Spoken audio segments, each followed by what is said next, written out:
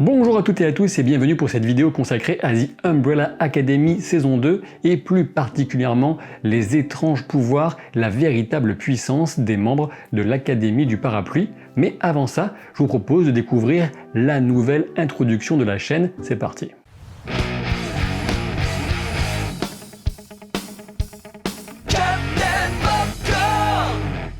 Et cette incroyable introduction, on la doit au travail du graphiste Atload. Je prononce très mal sans doute son pseudo Instagram, mais vous retrouverez un lien en description de la vidéo.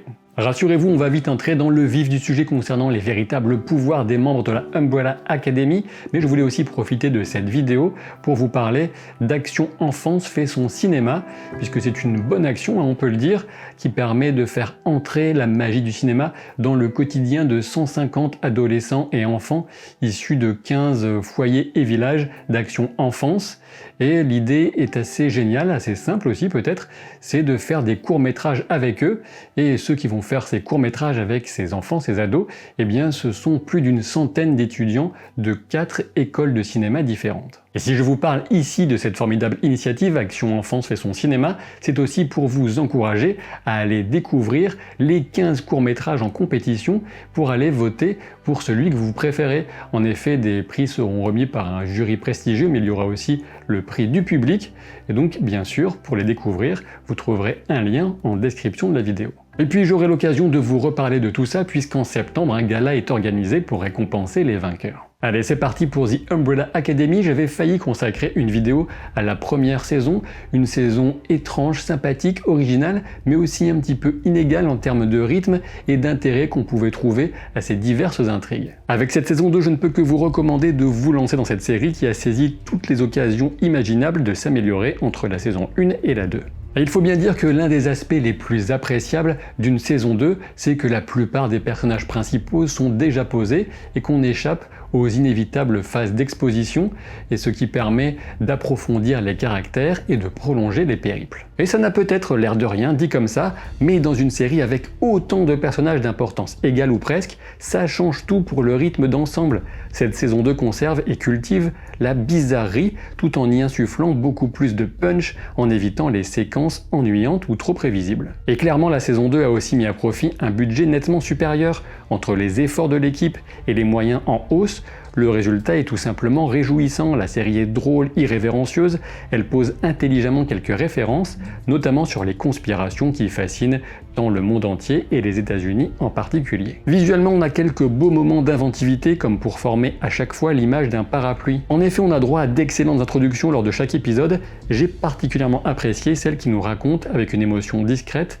les origines de Pogo. C'est aussi peut-être le budget qui permet certains choix de chansons de musique assez intéressantes. Je pense notamment à une reprise, une cover si vous voulez, suédoise de Hello de Adele, et ça marche très bien avec la scène en question. Même les interactions entre les frères et sœurs sont meilleures qu'en première saison, puisqu'elles sont souvent plus drôles, ainsi que moins violentes et moins acrimonieuses. Et oui, acrimonieuses carrément, puisque je ne sais pas pour vous, mais en tout cas pour moi, je trouvais que ça commençait à devenir un petit peu pesant en saison 1, la violence, la détestation presque qu'on pouvait ressentir dans les interactions entre les frères et sœurs. C'était à croire qu'il n'y avait absolument aucun amour entre eux, et la tonalité s'est améliorée de ce point de vue dans la saison 2. Parmi les quelques petites faiblesses de cette saison 2, on peut souligner des incohérences dans les pouvoirs des 7 membres de la Umbrella Academy, et puis aussi cette fâcheuse tendance à absolument sous-exploiter des capacités pourtant au potentiel énorme. Et justement, il est plus que temps d'en venir en détail à ces fameux pouvoirs, et je vais les traiter dans l'ordre des numéros des personnages, sachant que Reginald Hargreaves les aurait classés selon l'utilité qu'il leur reconnaissait, ce qui ressemble bien sûr à un très gros mensonge. Et attention, il faut que je vous prévienne, à partir d'ici, il y aura de gros spoilers aussi bien sur la première que la deuxième saison, et sachez que je ne parlerai ici que de la version Netflix de ces personnages, puisqu'il s'agit de l'adaptation d'un comics, et dans le comics, leurs pouvoirs sont traités différemment. Commençons par numéro 1. Luther est l'un des personnages dont les pouvoirs sont les plus simples, et pourtant son niveau de puissance est extrêmement variable, voire inconsistant, d'un épisode à l'autre. C'est simple, depuis son plus jeune âge, Luther est extrêmement fort et résistant. En première saison, on le voit balancer d'une main un homme adulte à plus de 6 mètres de haut, et en saison 2, il résiste à une chute potentiellement mortelle, et il est aussi capable de soulever un tracteur agricole. Pourtant, la véritable force de Luther a toujours intrigué les fans de la série, puisque Hazel lui tenait tête dans leur combat de première saison, et Luther se fait carrément mettre KO lors des combats clandestins de saison 2.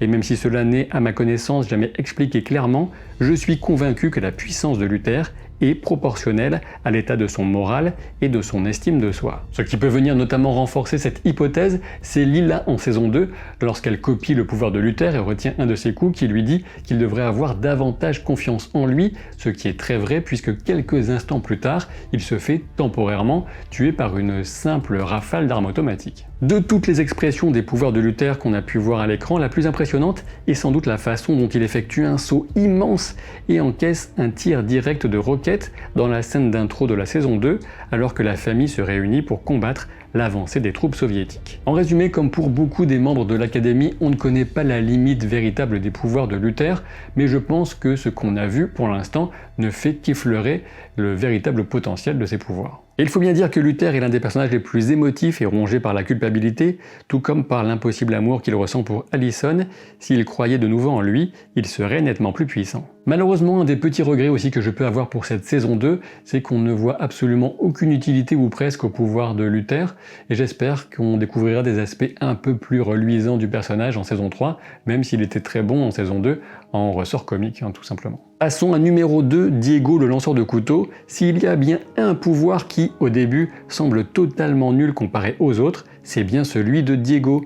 En termes de maîtrise technique, Diego est sans doute le meilleur combattant à main nue de l'équipe, même si 5 pourraient sans doute lui disputer cette place. Alors on a quelques couteaux, du pied-point de bon niveau, quelques acrobaties, franchement pas de quoi fouetter un chat, et d'ailleurs en saison 2, numéro 5 lui-même, décrit Diego comme Batman mais en beaucoup moins bien, et c'est très vrai puisque Batman est nettement supérieur en tout point, en plus il a un équipement nettement meilleur, et évidemment il est bien plus intelligent et beaucoup plus préparé que Diego.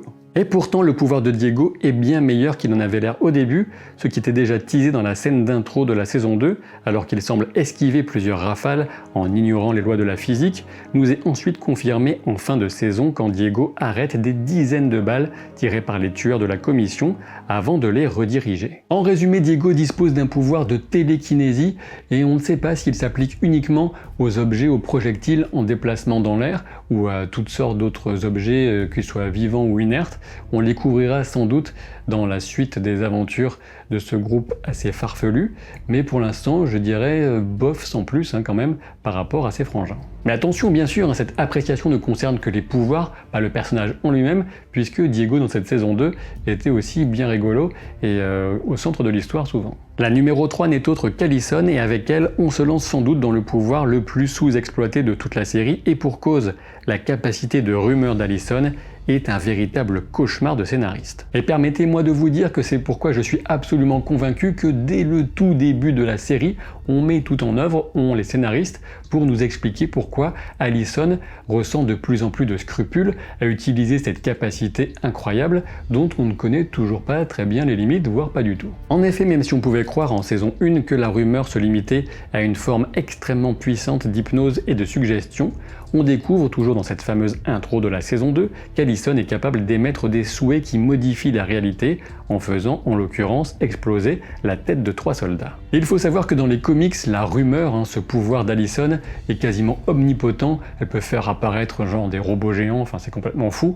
elle a un petit peu des souhaits illimités, et dans la série, quand on examine de plus près la rumeur, le pouvoir d'Allison, eh bien il faut quand même bien avouer qu'on se trouve confronté à quelques lacunes assez vertigineuses, même si cela n'enlève pas grand-chose à la qualité d'ensemble. Par exemple, Allison peut-elle guérir le cancer? Peut-elle s'octroyer à elle-même de nouveaux pouvoirs ou en donner aux autres? Peut-elle façonner la réalité dans des proportions énormes?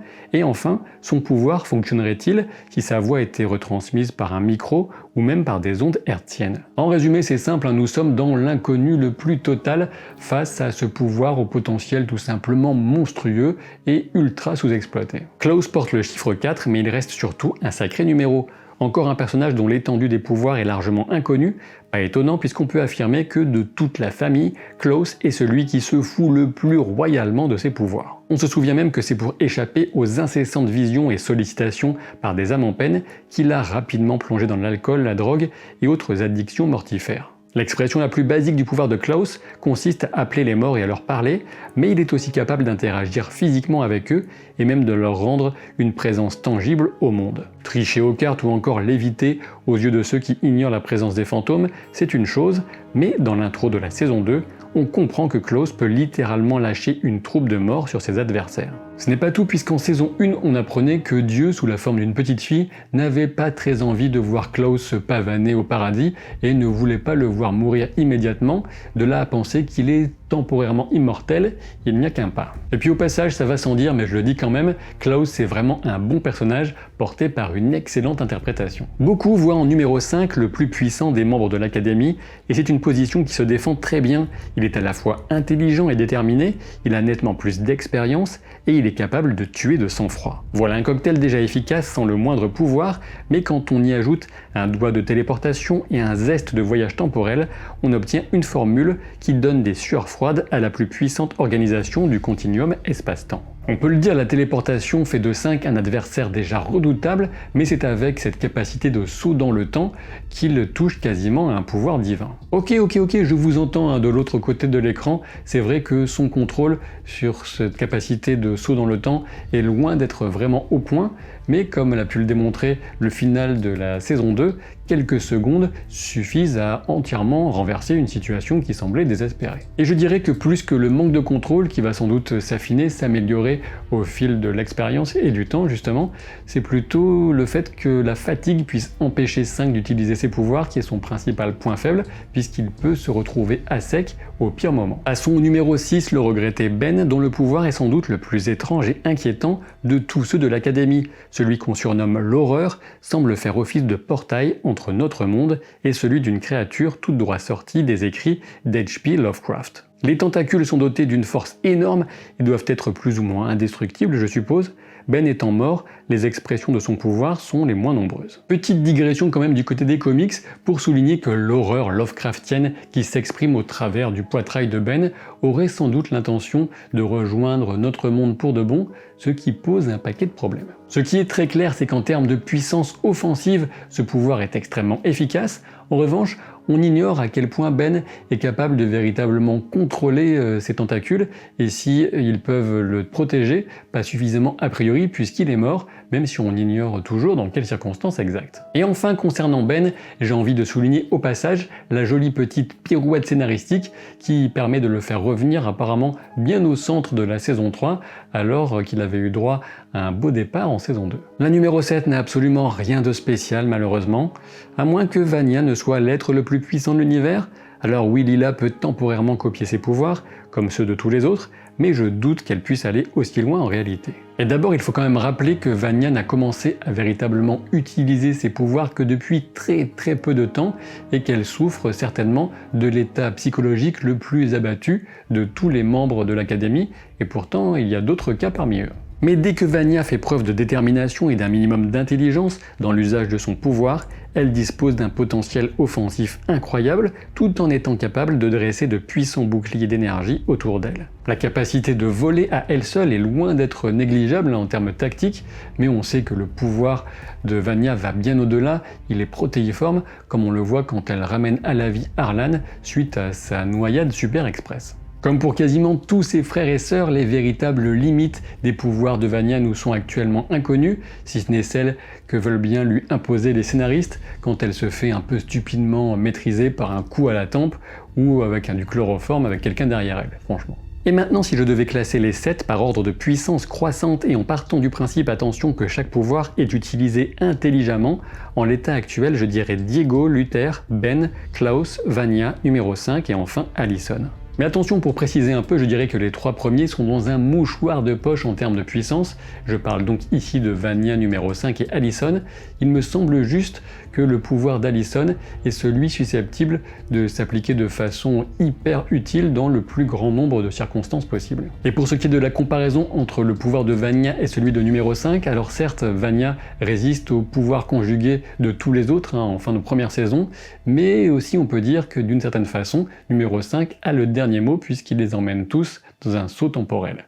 Du coup, ce type de classement, de toute façon, ça reste très subjectif et surtout au bon vouloir des scénaristes et de ce qu'ils font avec ces pouvoirs. Hop, hop, hop, hop, hop, qu'est-ce que vous faites là? Vous alliez quitter la vidéo sans même cliquer sur le lien pour aller découvrir les 15 courts-métrages de Action Enfance fait son cinéma? Non mais vous rigolez, parce que si vous faites ça, je suis obligé de vous prendre un par un avec mes pouvoirs pour vous enfermer et vous forcer à regarder Les Vacances de l'amour 24 heures d'affilée.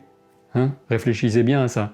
Donc allez découvrir les courts-métrages, votez pour celui que vous préférez, et puis je vous dis à très vite pour de nouvelles aventures. Salut!